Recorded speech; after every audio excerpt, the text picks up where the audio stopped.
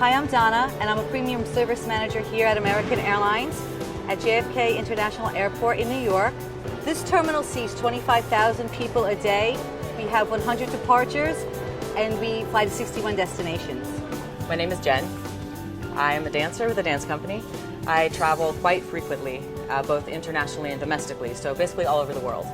Traveling is great. It's really exciting to go to a lot of different places, but it comes with its fair share of annoyances and difficulties. For domestic departures, you should be at the airport 90 minutes prior to departure, and for international, 2 to 3 hours prior to departure.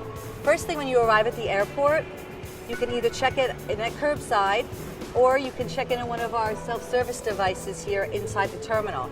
I would say arrive 3 hours before a flight for international travel and 2 hours before a flight for domestic travel. I know exactly what to do when I get to an airport.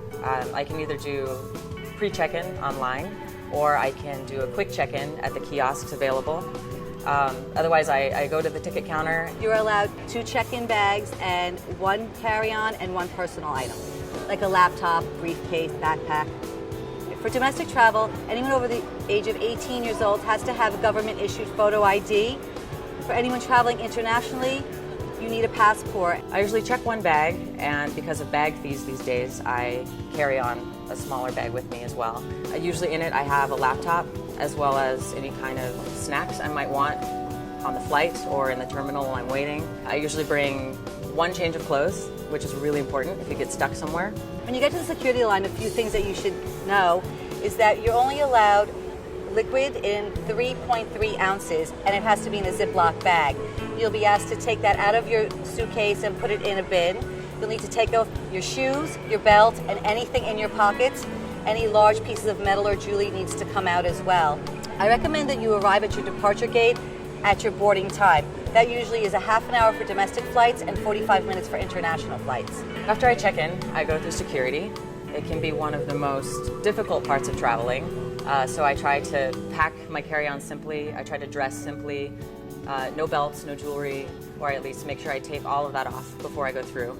Yeah, I have to take my laptop out of my carry-on and place it on the side so that they may inspect it separately from my carry-on bag. The flight attendants on board are on board the aircraft for your safety mainly, but they are there to help you as well. If you have any questions, there's a call button right above your head. You just press the call button and a light goes on and they'll come to assist you. Once the flight takes off and you reach 10,000 feet, the flight attendants will come on the announcement and let you know that you're allowed to use any approved electronic devices.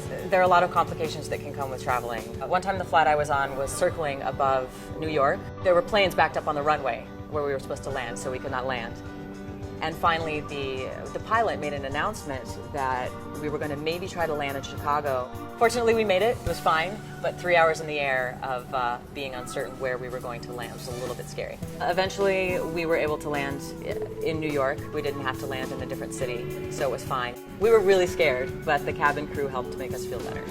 The biggest mistakes that I've seen people make when they arrive at the airport is not having the proper documents, having too much luggage, and not getting to the airport on time. A lot of people do believe that air travel is a hassle, but if you follow some simple tips like arriving at the airport on time, packing properly, it should be a breeze. Even though traveling can be tiring and difficult, I get to see cities all over the world because of my job, and it's totally worth it. Sometimes the destination really is more important than the journey.